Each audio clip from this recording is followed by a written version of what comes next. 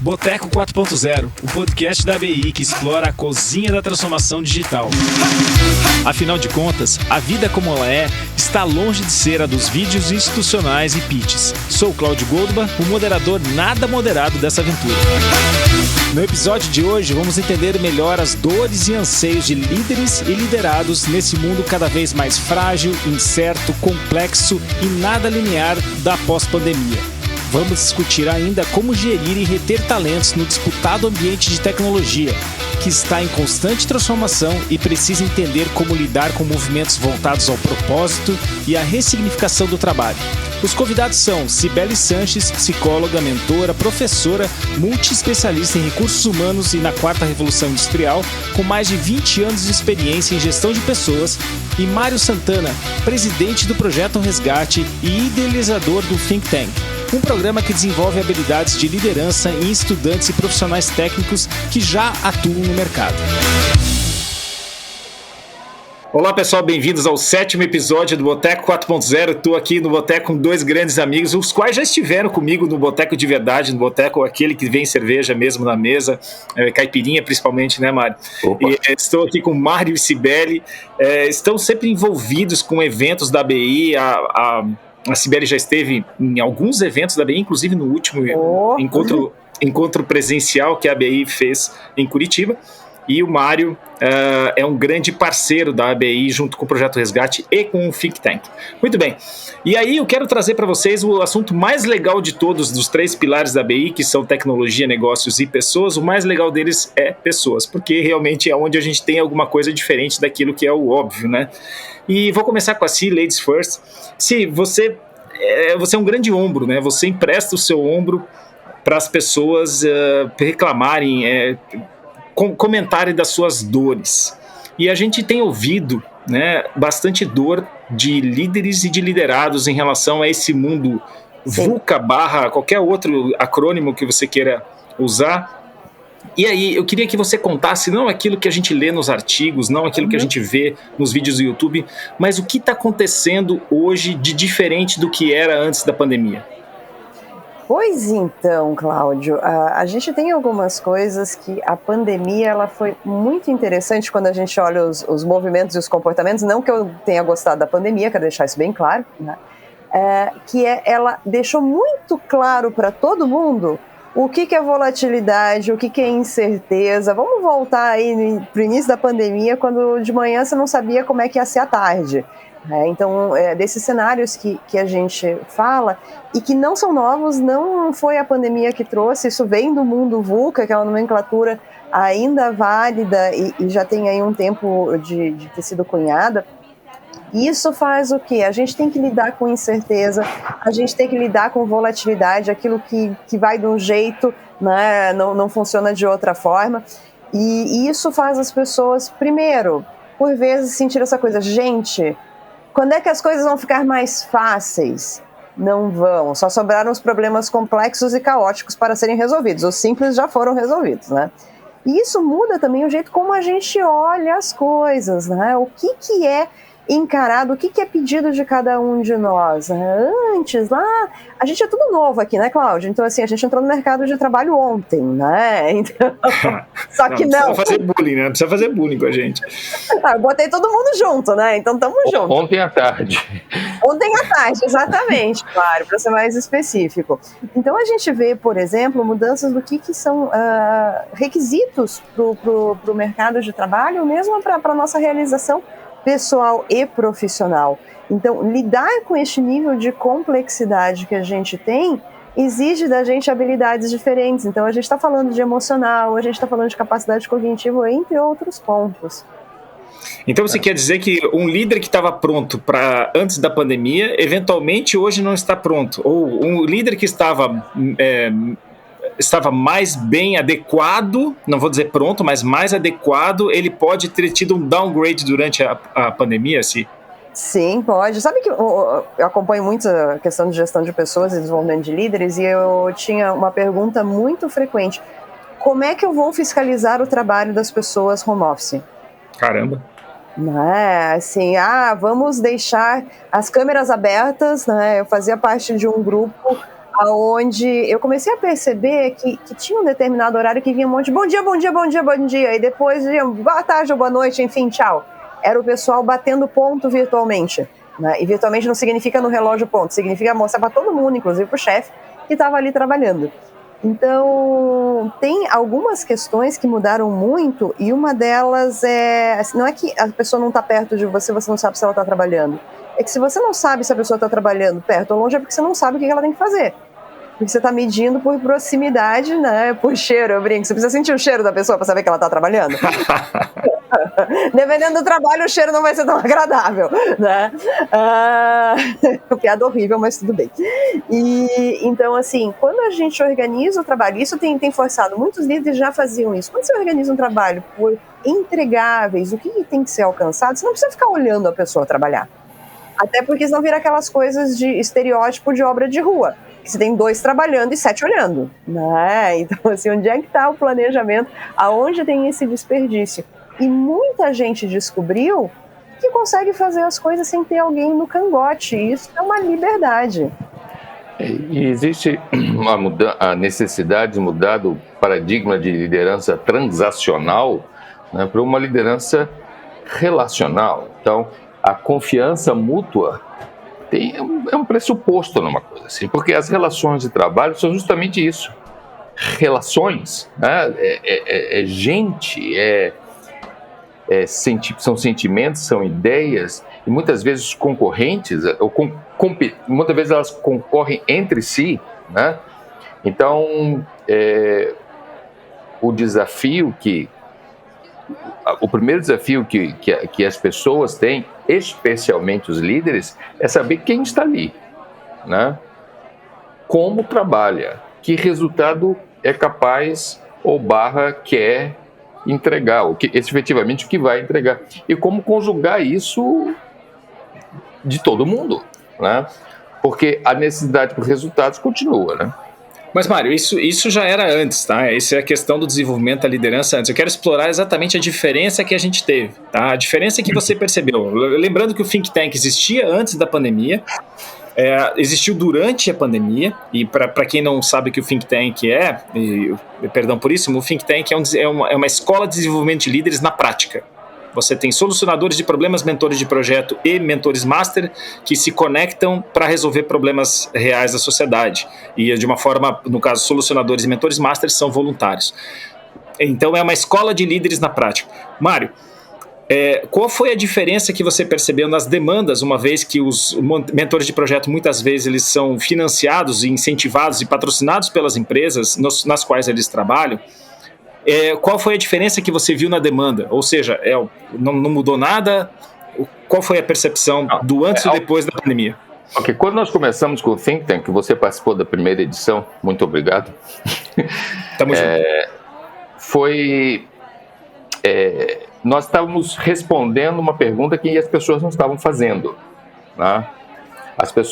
Liderança era estava relacionada a processos e você somar atividades e tarefas em linha para chegar a um ponto.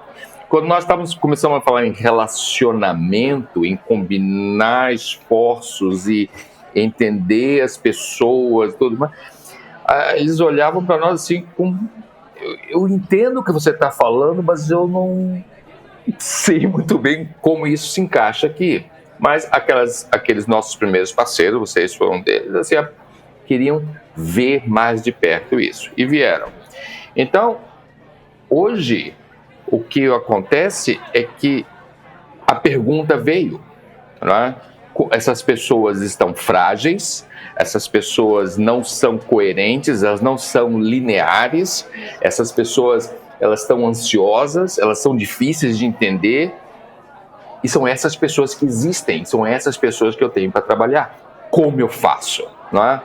E quando as crises acontecem e o cara tenta recorrer àquelas táticas antigas, né, de comando e controle, não funciona. Funcionava mal no passado, agora não funciona de jeito nenhum. Especialmente porque as pessoas hoje têm alternativas. Elas podem se conectar a empresas em outro lugar, sem sair de casa, né? Exatamente, esse fenômeno está sendo chamado de Great Resignation, né? A grande renúncia. O que você percebe sobre esse movimento? Qual é o teu sentimento sobre esse movimento? Tem muitas questões aí de novo envolvidas, né? O título ele começou vindo de estudos dos Estados Unidos e a gente não sabe se por efeito contágio de começaram a divulgar e a gente começa a achar aqui ou se isso de fato já acontecia. A gente tem dois grandes drives acontecendo aqui. Um é essa questão de, cara, vale a pena o que eu tô fazendo? A vida é muito mais que pagar boleto, sabe? Aquela meme de internet, assim, né? A vida é muito mais do que pagar boleto e existe mais de uma forma da gente pagar boleto, né? De como você consegue o dinheiro para pagar boleto. E o outro ponto também é a gente tem questões de adoecimento, né? E a gente tem questões, a gente viu isso muito durante o período mais forte de home office, que foi sobreposições de cargas, tá? E isso acometeu principalmente mulheres, mães de crianças pequenas, porque jogou tudo para dentro de casa e o que já era uma jornada extensa de trabalho, né, cuidar de crianças e cuidar de casa, começou a acontecer tudo junto ao mesmo tempo agora. Lembrando que as crianças estavam lá também, enfim. E você teve um movimento de muitas mulheres saindo do mercado de trabalho porque elas não tinham condição de trabalhar. Eu vou deixar só a provocação, aquela coisa, eu vou falar e vou sair correndo, né? Assim, lembrando que as crianças têm pai e mãe, né? Sair correndo, né? Exatamente, né? Exatamente. Para não mudar o foco aqui da questão. O outro ponto, assim, pessoas descobriram coisas novas. Assim como os líderes, alguns descobriram que estavam já num caminho muito interessante, alguns descobriram que, gente do céu, né? Eu tô ainda em 1800, né? E algumas empresas descobriram que não precisavam de alguns líderes. Porque de fato eles estavam muito mais ali como um capataz ou qualquer outra coisa, tira ele que o processo melhora, fazer uma ação lean.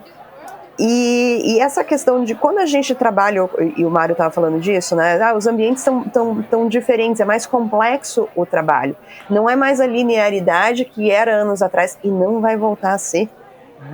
Todo dia ela faz tudo sempre igual, né? Eu passo 20 anos dentro de uma empresa e os 20 anos, todos os dias foram iguais. Então, isso também dá uma variabilidade para as pessoas, que seja por interesse, seja por exaustão, elas têm outras opções. E aí o outro efeito que a gente tem, aí eu passo a palavra, porque senão eu pego a palavra e não devolvo nunca mais, né? É a questão do aquecimento do mercado de trabalho. A gente tem números importantes de desemprego no Brasil que vem caindo. Quando a gente fala especificamente de Santa Catarina, a gente tem pleno emprego há muito tempo, ou seja, quem quer trabalhar está trabalhando. Falta gente. Pronto. Então nós invertemos o pitch. Antes o colaborador fazia o pitch para a empresa, ele dizia quais eram as habilidades socioemocionais e técnicas dele e a empresa selecionava, e agora a empresa está fazendo o seu pitch. É isso que você está percebendo, Cid? Vou fazer uma correção na sua fala. Ele não fazia um pitch de habilidades socioemocionais. Ele fazia verdade. Técnicas. De habilidades técnicas. E sim, agora é o contrário. As empresas precisam mostrar que são interessantes, porque também assim, aquele talento, aquela pessoa que tem um destaque, é diferente atrair ela do que alguém que é mais um na fila do pão. Então, que são, dentro de seleção a gente chama de candidatos passivos, é aquele que não está procurando uma colocação, porque ele está bem colocado, porque ele é bom naquilo que ele faz, então você tem que pescar essa pessoa. E como é que você vai pescar essa pessoa? Um dos jeitos é mostrar, cara, é legal pra caramba trabalhar aqui. Entre outras coisas, porque cada vez mais a gente tem a visão de que a empresa trabalha com pessoas, sejam colaboradores, sejam clientes. Então, a questão do employer branding, que é o nome chique, a marca empregadora ou a experiência do colaborador, employee experience, dando aqui algumas referências para quem quiser aprofundar depois, ela fala de como é que a gente trata a pessoa dentro da organização de uma maneira que saia uma mensagem positiva, para fora, e também, obviamente, que ele tem uma boa experiência, porque isso faz diferença ali dentro. Mário, não, eu queria só passar a palavra para ti, colocando exatamente puxar esse problema. Lembra das empresas dos anos 80? O problema delas era com mercado e concorrência, cliente e concorrência. Esse era o foco dela. E agora tem um problema que parece ser maior que mercado e concorrência, que os dois estão no mesmo mercado. Não, na verdade é o mesmo tema, né? Que é externo. E parece que existe agora uma crise, né, interna, essa falta de eu não sei o que fazer em relação a isso. Você percebe a mesma coisa ou é esse excesso de sensibilidade da minha parte? Não, assim, primeiro a gente tem que entender que empresas não são fenômenos naturais, né? Não é uma coisa que existe como gravidade, elas são invenções nossas, criadas por pessoas. Então, quando nós falamos que as empresas e as pessoas, é tudo gente, né? É tudo uma coisa só, tudo gente. O que acontece é que existem interesses que não estão convergindo, né? Não estão indo na mesma direção. E aí é que nós temos que trabalhar, né? Olha, eu quero fazer uma coisa, você também, estamos juntos. E na medida que geramos valor, nós vamos compartilhar os valores gerados, né? E essa capacidade e isso, de novo, exige que nós nos relacionemos no nível humano, porque é gente que está ali. Então, nós criamos algumas instituições, alguns carimbos, alguns modelos, algumas estruturas para nos proteger da necessidade de nos relacionarmos sinceramente com outras pessoas, né? Porque, não, você fala com o departamento pessoal, você fala com não sei quem, você fala com não sei quem, não sou eu, é o sistema que não atende, que não ajuda. Cara, então, isso criou distorções e a fatura está chegando, né? Então, nós estamos vivendo hoje uma série de situações inéditas na experiência humana. E o problema, a gente pode discutir eternamente se isso é bom ou se é mal, mas não interessa, é inédito. A Covid foi uma experiência inédita para a nossa espécie, né? E junto com a Covid, toda a tecnologia, toda a confusão política, que hoje acontece uma coisa lá na Ucrânia, nos afeta aqui, né? E aí na Alemanha muito mais, né? Então, o que acontece? Como a gente lida com tudo isso? O nosso cérebro, o nosso hardware não está preparado para lidar com todas essas variáveis, com toda essa complexidade ao mesmo tempo. E tudo isso cai em cima do indivíduo, né? E suas relações. E é isso que nós temos que entender. Ok, empresas, tudo isso é um monte de gente que a gente precisa organizar para produzir algo que faz sentido para todo mundo. E, sabe o que você estava falando, Mário? Ficou claro para mim, assim, que o líder está sobrecarregado. Eu acho que eu explorei isso numa pergunta anterior, porque ele tinha um certo nível de insegurança do seu time. E esse nível de insegurança disparou. E ele também é uma pessoa, ele também tem um nível de insegurança dele. Multiplicando uma coisa pela outra, você chega num número que parece que é insuportável pelo humano. Será que é isso que você está ouvindo, Si? Sim, é bastante disso, né? De como é que a gente simplifica, como é que deixa de ter incerteza. Não deixa. É aprender a lidar com isso, é como é que é navegar em mares turbulentos. É parte do desafio que a gente tem hoje. E eu quero voltar um ponto aqui quando vocês falaram da questão de mercado, da questão relacional. A gente vive uma questão muito interessante nos últimos anos, que é as decisões das empresas sendo pautadas sendo ditadas ou sendo influenciadas por quem não é consumidor. Porque é o efeito social, né, de como eu vou ser julgado ou de como eu vou ser cancelado se eu tiver determinada ação. E não necessariamente este movimento de massa, porque é um movimento de massa, são de pessoas que consomem o meu produto ou o meu serviço. Então, antes, a gente tinha uma lógica de relacionamento. Eu me relaciono com o meu cliente, com quem consome o meu produto e o meu serviço. Hoje eu me relaciono com o meu cliente, que consome o meu produto e o meu serviço, e eu tenho que me relacionar com todo esse povo que não é meu cliente, mas que pode alavancar para cima ou para baixo as minhas ações como organização. É um troço muito doido. E a geração de valor que atenda todos esses stakeholders, né, é um desafio que não existia antes. Né? Antes você fazia uma coisa e vendia, entregava lá para o sujeito e pronto, acabou. Né? E o lucro era para o acionista e pronto. A vida era muito mais simples. Então, o que nós temos agora é ter de pensar em muitas direções, e nós não somos muito bons nisso, né? Especialmente em ambientes que são dominados por homens que nós somos né? Assim, historicamente, nós pensamos em uma coisa de cada vez. Eu vou caçar aquele bicho, cala a boca, senão o bicho vai fugir. E pum, matei, o bicho está morto, eu carneio ele e pronto. E agora, você pode conversar, né? Porque agora você pode falar. Abre a cerveja e vamos conversar. Então, assim, quando a complexidade aumenta, nós não temos o ferramental para lidar com ela, né? Aí Aqui surge um ponto, Mário, que parece um contrassenso, e quando a gente vai estudar questões de segurança psicológica, que não é mimimi, né, entre outros pontos, transparência.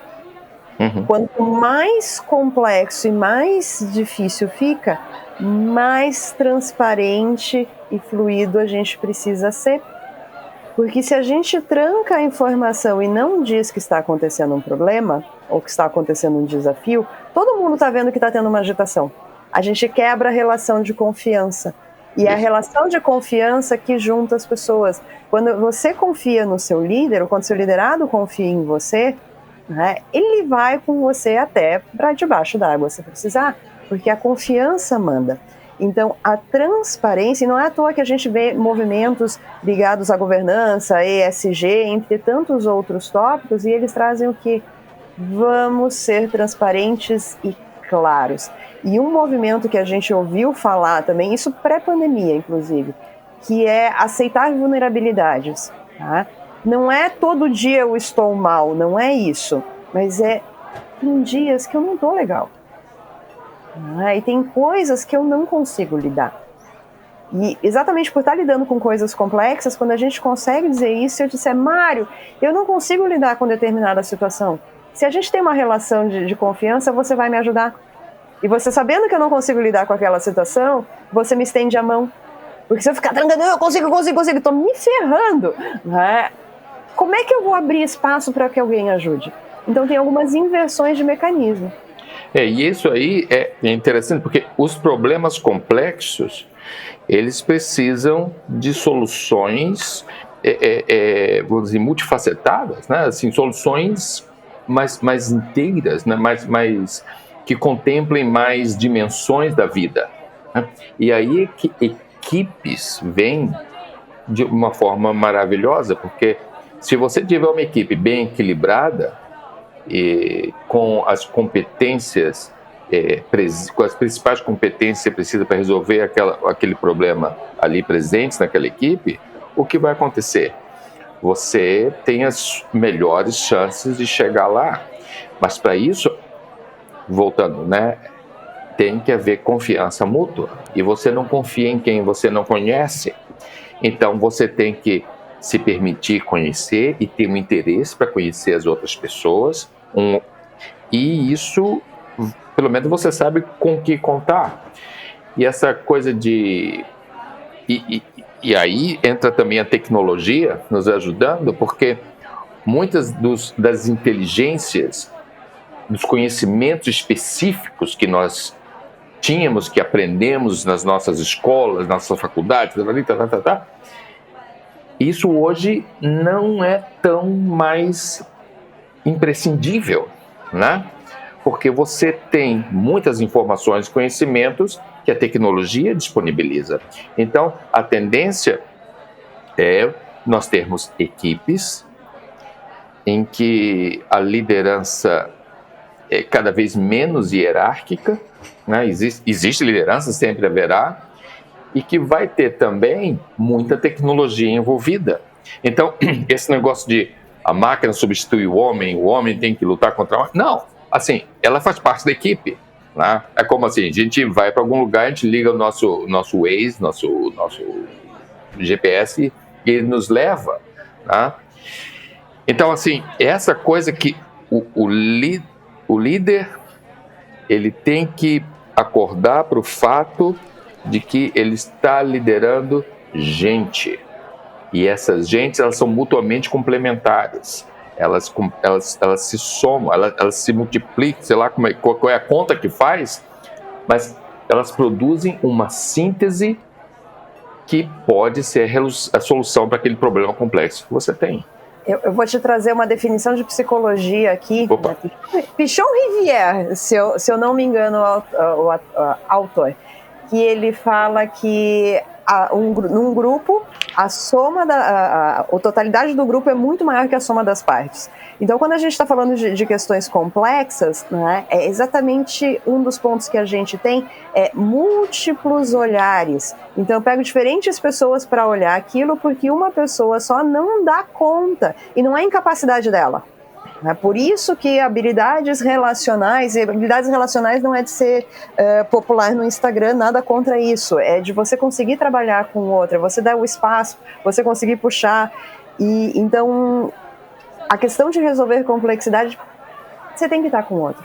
E de confiança, isso volta e meia suja. Eu já tive outros debates com o Cláudio, como geração de confiança, um debate ótimo que a gente teve num grupo, e a confiança, ela é tecnicamente ela não classifica como um sentimento, mas ela traz um sentimento de conforto, e ela vem de múltiplos fatores, e não necessariamente a gente precisa convidar a pessoa para conhecer a nossa casa, para a gente conhecer, eu não preciso escutar a vida inteira dessa pessoa. Ela vem de alguns pontos, um deles é a consistência entre o que eu falo e o que eu faço, e a outra é o quanto a gente confia em pessoas que a gente entende que elas não têm a intenção de nos fazer mal. Sim. Não precisa nem querer fazer bem. É instintivo isso, né? Tá muito no instinto isso. Uhum. E assim, existe outra coisa, assim, era muito comum, você ia falar com o chefe, né? E parecia que você estava sempre devendo, né? Parecia que você sempre ganhava mais do que merecia.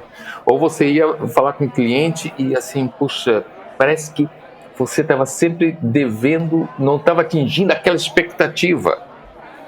E você sabe que isso não é verdade. Ou seja, aquela pessoa não está sendo sincera com você, ela está desempenhando um papel aqui de bad cop qualquer, sabe? Então, isso precisa mudar.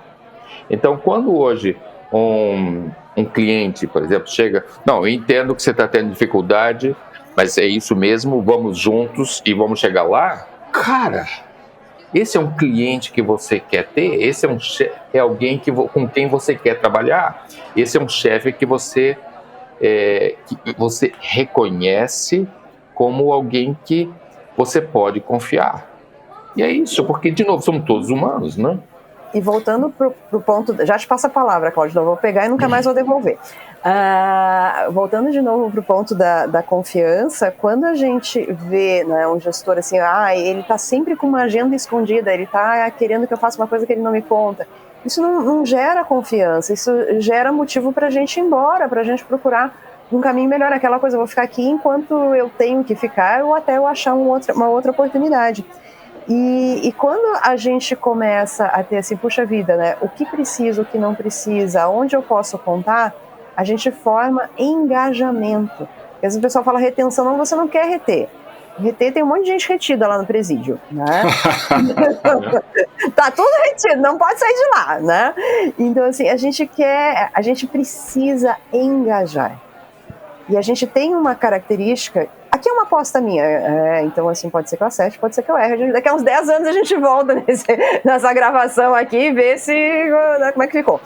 Que é a questão assim, puxa, a rotatividade, ela vai aumentar. As pessoas vão ficar menos tempo nas atividades, porque a gente tem cada vez mais trabalho por projeto, características de projeto. A questão é que enquanto esteja ali, seja eterno enquanto dure. Então eu preciso de engajamento. a pessoa precisa estar de coração, de alma, de corpo, né? Vamos usar um momento poético que seja eterno enquanto dure. Vai, Cláudio, deixa você falar.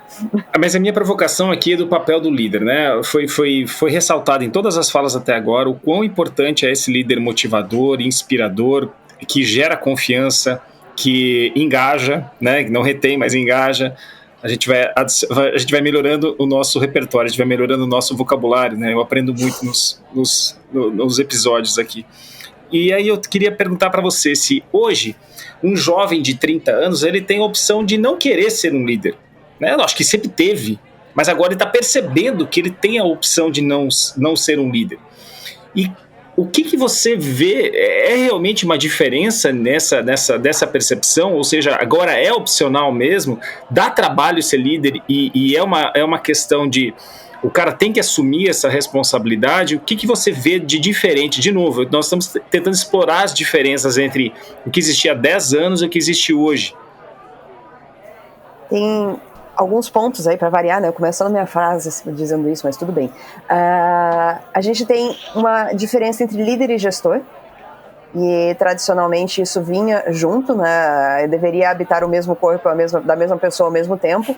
Então, quem tem o poder de influência de comandar um grupo e de quem toma as decisões do negócio, do departamento, da área, enfim. A gente hoje tem, por característica de trabalho, lideranças situacionais, né? Quando a gente tem um esquema de trabalho por projeto, e diz, mas eu trabalho numa empresa antiquada. Gente, você tem grupo que forma e desforma. Junta um de cada setor, não tem um chefe. Eu não estou fazendo, chefe é ruim ou não. Cara, não tem quem manda ali, né? O Mário falou antes, ainda existe hierarquia, e a hierarquia sempre vai existir. Ela pode ser mais rígida, menos rígida, mais impositiva, ela sempre vai existir. Tem uma cadeia de comando sempre na história, né? Seja orgânica ou não.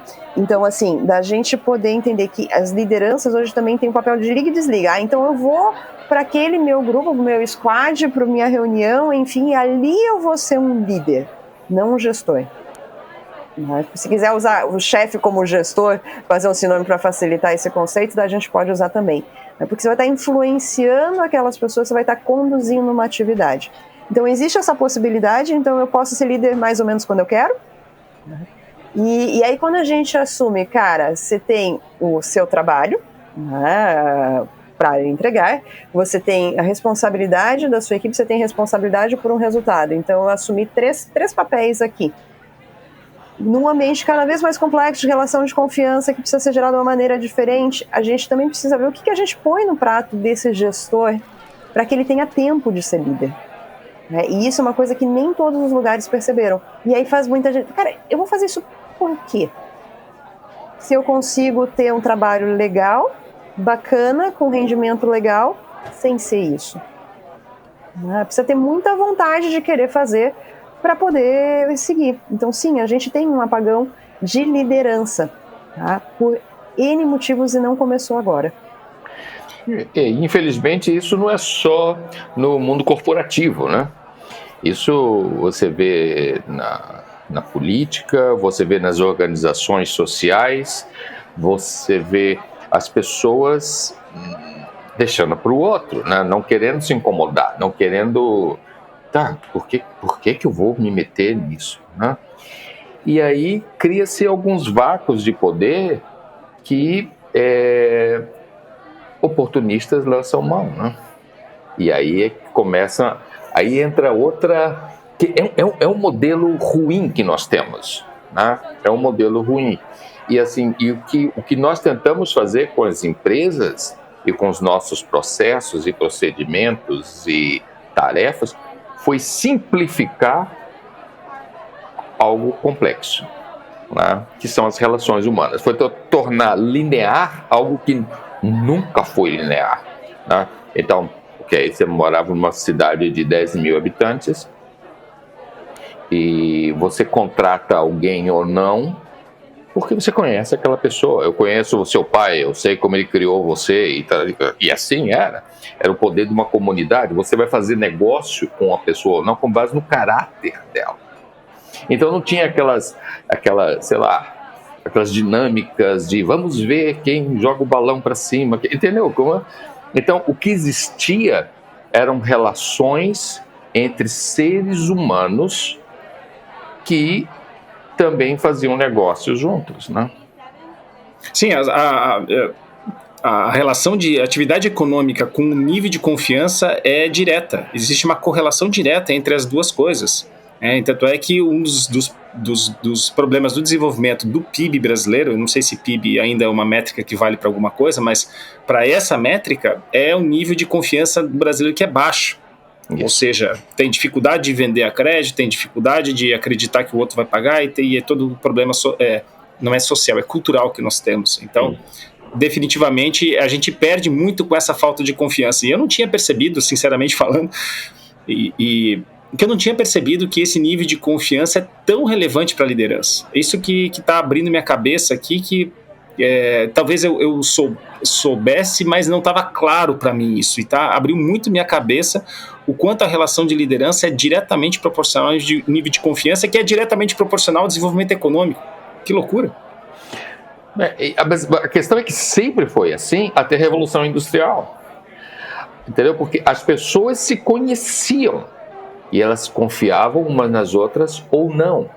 Conforme nós criamos os centros urbanos impessoais, o grau de confiança no vizinho foi diminuindo, porque você sequer o conhece. Você sempre teme o que você desconhece. Você está aqui no seu... E você começa a traçar estereótipos. Então, se você foi assaltado ou agredido por alguém, sei lá, com uma roupa X, com um biótipo Y, você passa a temer aquelas pessoas e, portanto, você está propenso a agredi-las, né? Então, isso começa a criar algumas situações que não são naturais na convivência humana, né? Porque a convivência humana não é de São Paulo, México City, aquelas coisas gigantescas, mas nós convivemos em pequenos grupos e confiamos uns nos outros ou não, né? Exato. E aqueles que conquistam a confiança, ou aquele homem que conquista a confiança daquela mulher, vai ser selecionado por ela, ela que seleciona o homem para uma união, para uma relação, para a perpetuação da espécie, assim por diante. Sempre foi assim. Então, quando nós nos distanciamos uns dos outros, quando nós nos afastamos uns dos outros, nós diminuímos nossas chances de sucesso pessoal, nossas chances de sucesso de relação com as pessoas e nossas chances de sucesso econômico. Sim. Eu queria inverter um pouco agora. A gente estava falando muito sobre situações /problemas, né? Porque tem coisas que não são problemas, simplesmente são situações que às vezes a gente não sabe como lidar e a gente chama de problema, tal. A gente falou muito sobre isso. E eu queria explorar agora o lado poliana que eu tenho, que é o lado da oportunidade. Afinal de contas, eu lembro que eu sempre quis isso. Eu sempre quis essa busca de algo mais profundo do que simplesmente aquela relação econômica. E agora eu vou falar da linearidade pelo fato de você explorar uma matéria-prima, processá-la, utilizar esse bem produzido a partir desse processo industrial e depois colocar no aterro. Esse negócio não está funcionando. Tá claro hoje para nós que essa economia linear não está funcionando. E parece que tudo isso está conectado, ou seja, as pessoas também se perguntando se, cara, faz sentido isso, mas acho que essa pergunta não é só se faz sentido esse trabalho, faz sentido essa vida que eu estou levando, tudo isso. Então, esse é o meu lado poliana, que eu sempre achei que a gente tem que fazer essa pergunta, que a gente tem que mudar a pergunta. O Mário é o grande mestre dessa questão de mudar a pergunta. Se existe uma oportunidade aqui mesmo, e se existe, como que a gente pode explorar ela como indivíduo, né? Ou seja, eu comigo mesmo, e como participante de uma sociedade econômica? Eu parto do princípio que todo problema, toda situação é uma oportunidade, né? É um pontinho de inflexão que a gente pode decidir se vai me ajudar ou vai me atrapalhar. Até porque a gente só evolui porque tem alguma coisa que em algum momento gerou algum desconforto pra gente. Senão a gente estava ainda pendurado em árvores dentro da nossa escala evolutiva enquanto seres biológicos. Então, assim, a questão de ser uma oportunidade é como a gente olha para isso. E a gente tem uma característica, e essa característica, ela é, de novo, biológica. A reação negativa de olhar para algo e achar ruim. Por que tem grande audiência os jornais que pinga sangue? Né? Porque a gente tem uma inclinação natural, biológica, para olhar desgraça, porque isso foi importante para a gente, para entender isso é problema, eu preciso me preservar disso. Né? Por isso a gente tem um pontinho aí, um viés que é instintivo de verdade, né? Isso está no gene, uma criança, né, vai fazer desta forma. A questão da gente olhar para o lado positivo, para o lado da oportunidade, é um comportamento aprendido. Então, se eu não tomo consciência, aí a gente entra para a questão do autoconhecimento, de tomada de consciência, e não é papinho de devaneio, é da gente poder entender como é que a gente está reagindo, que a gente não é simplesmente máquina, né? Essa linearidade que você falou, peraí, tem coisas diferentes. Quando a gente olha, cara, isso aqui me incomodou, só que pode ser que tenha uma oportunidade aqui, eu posso agir diferente, né? Isso abre perspectiva para a gente procurar. Então, um grande ponto que eu escuto quando eu estou trabalhando no desenvolvimento de leads, como é que eu faço para controlar? Eu digo que você não vai controlar. Não tem como. A única coisa que a gente consegue controlar de fato, e olhe lá se esse é o melhor termo que a gente pode fazer, é a gente mesmo. Então, é entender que a gente está no momento mais fluido e aprender meio que a surfar. Assim, você vai tomar um cachotão, que a onda, ou seja, a onda vai te fazer dar umas cambalhotas sem querer ali. Você vai aprender alguma coisa, na próxima você consegue. Então, esse momento de incerteza que a gente vive, não é só um momento, acho que é um grande período, ele também traz essa oportunidade de que se eu errei agora, eu posso acertar na próxima. E a próxima pode ser no próximo turno, pode ser no próximo dia, né? Se você está de manhã, pode ser de tarde, não necessariamente vai ter que ser daqui a 5 anos. Uma coisa que antes a gente tinha um problema bem mais relevante nesse sentido. Você errou, você está fora. Não, hoje você errou, você aprende a lição, você consegue caminhar. E só a dica sempre que eu faço, né, quando a gente fala de inovação e erro, erros são bem-vindos, a gente aprende. Erro útil, né, gente? Erro que a gente aprende, não aquele que a gente sabe como fazer.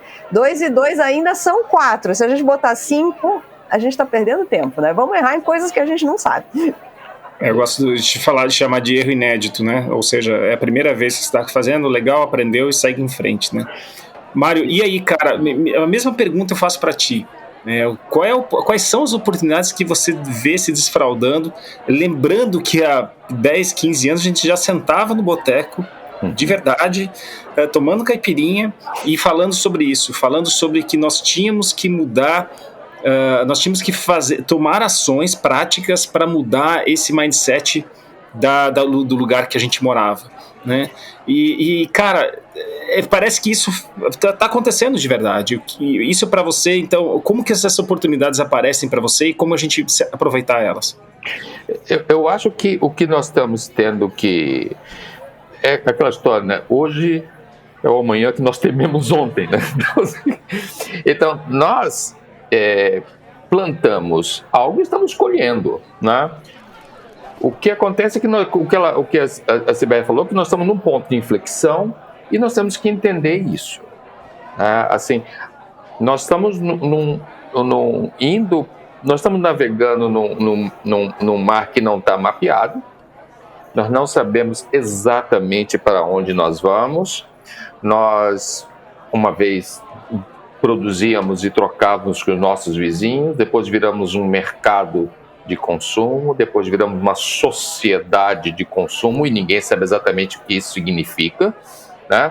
Mas, de repente, estamos nos endividando para comprar coisa que não precisamos. Então, assim, um troço meio doido, entende? E aquela corrida de rato infindável, porque algumas pessoas com a pandemia, muitas pessoas com a pandemia, estão vendo que, cara, eu não sei o que eu quero, mas eu sei o que eu não quero. É isso. E, felizmente, hoje nossos filhos têm uma condição. Eles podem se dar o luxo de pensar nisso. Então, aí está a grande oportunidade de nós melhorarmos enquanto indivíduos, enquanto sociedade. Agora, essa mudança que nós estamos observando, assim, demográfica, né, de pessoas saindo de grandes centros, um monte de gente saindo da Califórnia, indo para a Flórida, um monte de gente. Existe um reshuffle não apenas de profissões, mas geográfico, né? Então,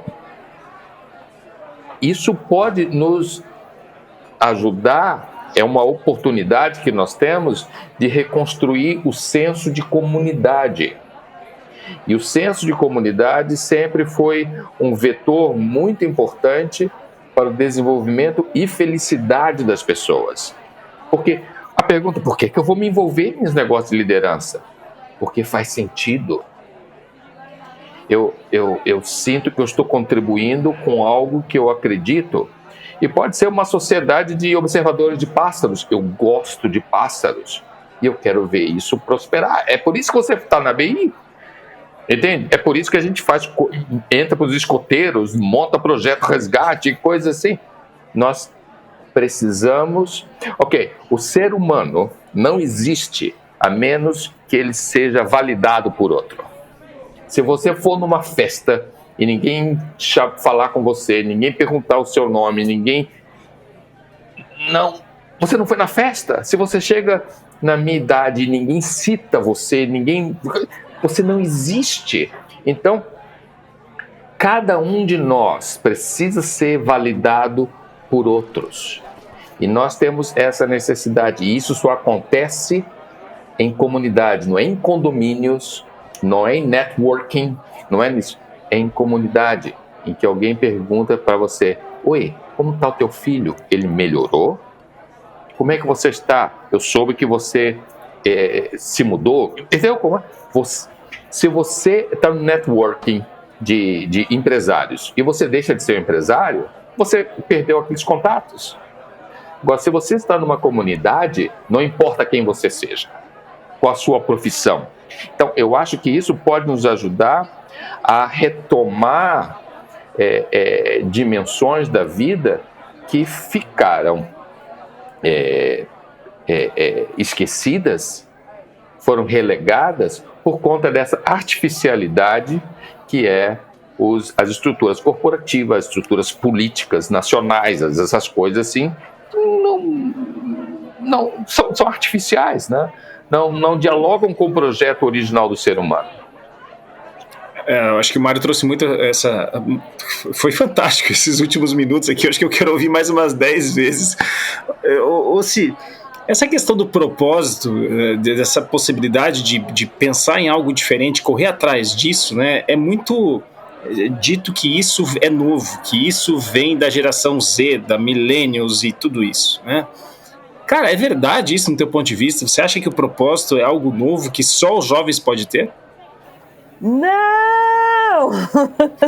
Isso é mais velho que o tempo, né? E assim, claro, muda o padrão de propósito. Ser humano, o Mário, de novo, reforçando aqui, o Cláudio falou coisas fantásticas em diversos momentos aqui, essa última fala dele sensacional.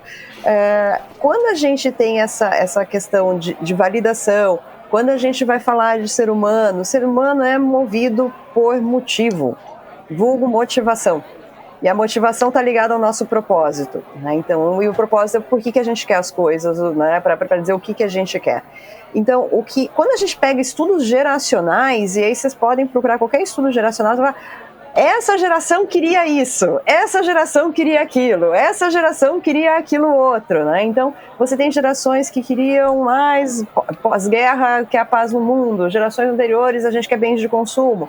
O que a gente tem uma mudança do tipo de propósito onde o ter não é mais tão relevante, porque a gente consegue ter acesso a coisas sempre foi um grande motivador da história da humanidade.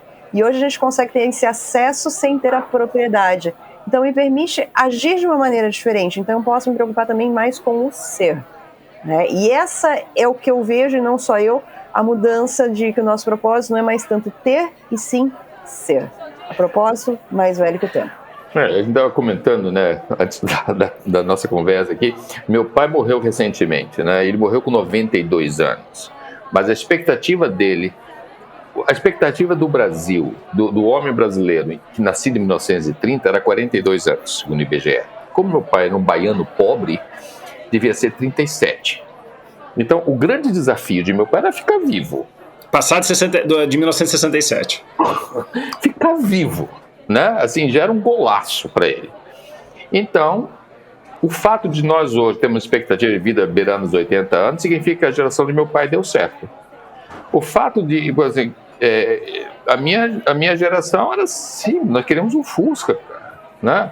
Nós queríamos casa própria, uma casa de 3 quartos, porque a gente queria ter 3 filhos, sei lá, alguma coisa assim. Então, um quarto para o menino, um para as meninas, assim, era muito simples e fácil de medir também. E hoje, se a gente está com telefone, televisão fininha, o diabo, tem carro pra caramba, moto, é porque essa geração atingiu os seus objetivos. Essa geração já tem essas coisas. Então, o que elas estão querendo? Nós queremos ser felizes, muito felizes, o tempo todo. E a gente não sabe o que é isso. 2, não tem como medir, entendeu? O que diabo você está falando, cara? E 3, a gente não sabe se vai ser bom. Porque o que acontece? Como é que a gente criava valor de caráter? Com situações físicas, né? Você ia pra rua jogar bola e você tinha que engolir aquele cara porque ele estava jogando, porque ele era o dono da bola. E tudo bem, vai ter que ter esse cara. E o cara te pegar e você sair, entendeu? Por causa de uma pipa você brigava.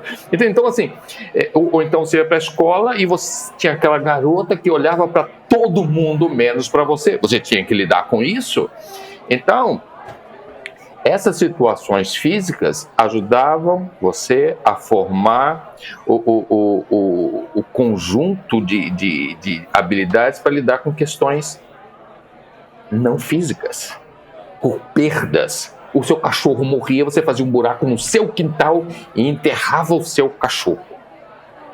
Né? Então, essas coisas ajudavam a entender uma série de outras que não eram físicas. Então, essas dificuldades foram retiradas do ser humano, ainda bem, né? Mas agora nós ficamos sem a nossa caixa de areia ali para aprender a fazer as coisas, né? Então, o que cada um de nós, e cabe especialmente aos líderes entender que nós temos que sim vir com uma nova caixa de ferramentas, com novos recursos, e nós não sabemos onde ele está. Então nós temos que combinar aqui, olha, nós não sabemos como é, nós não temos um mapa desse novo mar, a neblina está forte, mas nós vamos devagar e vamos junto, e vamos aprendendo, né? E um tendo paciência com o outro, e vamos construir um caminho melhor para todos nós. Porque se alguém diz que sabe para onde está indo, tome cuidado com ele. Provavelmente não é um bom cara para seguir, né? Não, e principalmente porque tem uns que estão falando, né, que o bom é voltar para o passado. Não vou falar mais nada aqui sobre isso. Voltar para o passado, mas com smartphone e internet, né? Eu digo, ok, você quer voltar para o passado. Ele quer voltar para o passado podendo fazer live toda semana. É muito interessante isso. É muito interessante. Assim, eu queria que você respondesse a uma pergunta que eu recebi, que foi a seguinte: qual é o papel, e assim, continue sendo tão sincera quanto está sendo, qual é o papel da empresa nessa história toda? Eu vou trazer o contexto, tá? Nós estamos com dificuldade de entender, e nossa, essa questão da neblina forte acho que explica muito, né? Você trouxe o mar revolto, agora mistura as duas coisas, certo? E aí e existem algumas pessoas que têm a expectativa, e talvez eu esteja direcionando a resposta aqui, mas me perdoe por isso, que estão esperando que a empresa resolva isso, entendeu? Então, eu quero que você, dado o contexto, qual é o papel da empresa nessa história toda? Perfeito. Eu estava me coçando aqui para falar uma coisa quando o Mário estava falando, e vou pegar uma analogia que ele usou. A empresa é uma grande caixa de areia, né, onde a gente pode experimentar coisas. E aí, pensando assim, puxa, qual é o papel da liderança, qual é o papel da empresa? E antes de eu fazer isso, eu só fazer uma enquete aqui entre nós três. Algum de nós três aqui não tem como objetivo ser feliz? Vocês têm, né? Né? Eles estão fazendo que sim para mim aqui. Então, assim, ok. Então, não é uma questão só geracional, é uma questão de mentalidade. A gente tende a acomodar os comportamentos da geração vindoura, porque é uma coisa que a gente aprende. E fazendo agora, fechando esse parênteses, para poder dizer que qual é a diferença que gerações anteriores, por ter calejado mais, já descobriram que gerações mais novas não necessariamente descobriram? É o que faz a gente feliz. Porque eles estão exatamente, eles estão no processo, não é que eles não sabem, é que a gente na cidade também não sabia. Não. A gente não sabia. Então, assim, o papel da empresa é, cara, olha para dentro e me diz, para dentro de você, e me diz o que faz você feliz. E de ajudar a pontuar, puxa, eu vi que quando você fez tal coisa, você foi super bem. Essa tomada de consciência do que faz a pessoa feliz, tá, ajuda a gente a escolher as atividades que a gente pode colocar, porque aquilo que faz a gente feliz não quer dizer que é algo que não tem dificuldade. Porque provavelmente, se vocês pensarem numa situação que vocês ficaram felizes, foi uma coisa que era desafiadora e que vocês conseguiram vencer. E você ficou feliz pra caramba, né, de ter conseguido fazer aquilo. Então, ser feliz não é não ter dificuldade. Ter dificuldade e não ter realização é receita de infelicidade.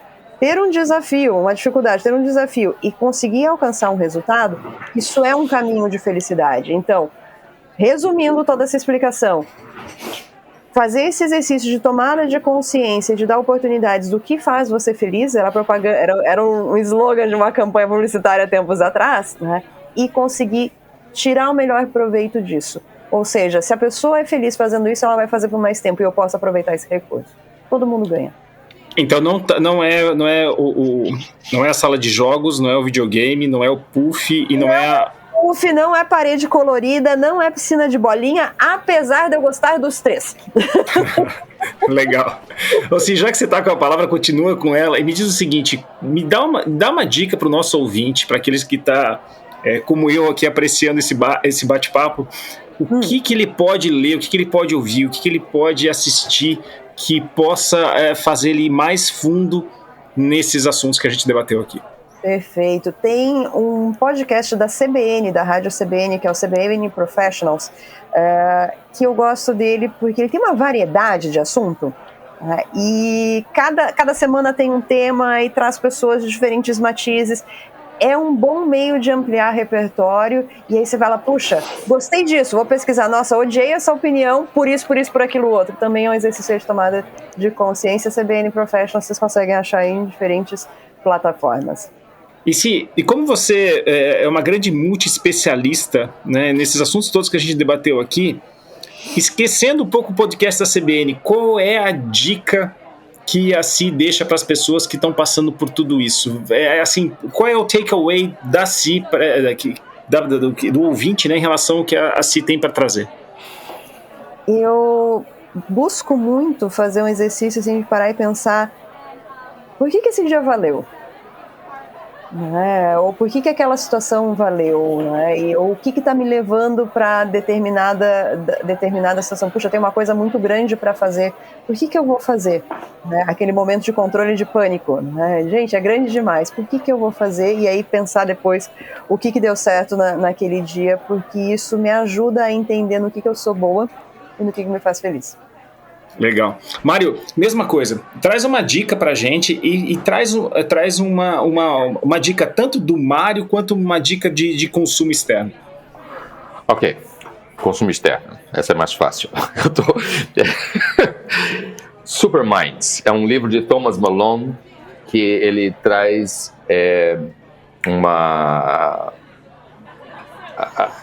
a importância e como construir equipes de sucesso, equipes que entregam e o que é o sucesso, né? Entregar aquele resultado que faz sentido para aquela equipe. Tá? E essa equipe é formada por gente e por inteligência artificial, tá? E de maneira que a inteligência artificial deixa de ser um antagonista para ser um assistente ou até um parceiro, né, no processo de tomar decisão. Ele vai fazer aquelas contas difíceis, aquelas análises chatas, e nós vamos trabalhar naquilo que nós somos melhores, né? Na análise, na síntese, na ponderação e na decisão. Então, Legal. agora, com relação a, assim, nós temos que resgatar aqueles elementos que nos caracterizam como seres humanos, né? Aquelas coisas que, como Cervantes falou, né, a mais nobre criação de Deus, né? Aquilo que nos ajuda a ser relevantes uns para os outros e para nós mesmos. E isso está justamente na nossa capacidade de nos relacionar sinceramente com os outros. Isso significa que você vai ter que aprender a ouvir de maneira que as pessoas falem e falar de uma forma que as pessoas ouçam, que você vai ter que ceder e, assim, correr riscos, se expor e acolher outras pessoas. Ou seja, nós vamos ter que ser uns para os outros aquilo que nós precisamos ser uns para os outros. Assim, não, entende? Não, a gente assume papéis. Né? Aqui está o Mário profissional, aqui está o Mário que, sei lá, joga futebol com os amigos, que toma cerveja no bar, que vai para a igreja. Então, é uma esquizofrenia quando, na verdade, é só um indivíduo, é só uma pessoa. E essa sinceridade, essa clareza, essa transparência, isso vai nos ajudar a construir as relações de confiança que nós precisamos, e isso que precisamos para muitas coisas na vida, inclusive para gerar resultado nas organizações em que participamos, seja elas quais forem, inclusive as com fins econômicos. Excelente. É um grande fechamento, porque assim, o Boteco 4.0, o propósito dele é exatamente isso, é trazer as pessoas para bater papo, trazer não aquilo, não o crachá dela, não o discurso dela, mas trazer como ela sente, como ela se sente. Então, porra, muito legal você trazer isso, que talvez a gente esteja fazendo um papel social aqui de permitir que as pessoas possam se mostrar, possam ser vulneráveis, possam trazer os seus receios, os seus medos, as suas ideias, as suas viagens, sem nenhum tipo de filtro. Então, gente, foi um prazer estar com vocês de novo no Boteco, né? Com vocês a gente já esteve juntos. E até o próximo episódio, o 8º episódio do Boteco 4.0. Falou. Muito obrigado, Cláudio. Muito obrigado, Cibele. Muito legal estar com vocês aqui. Obrigada, pessoal, e até a próxima. E cheers! Cheers. Saúde aí. Saúde! Você acompanhou o Boteco 4.0, uma produção da ABI e da Ocotea Filmes. Fique de olho nas nossas redes sociais e não perca nenhum episódio dessa aventura.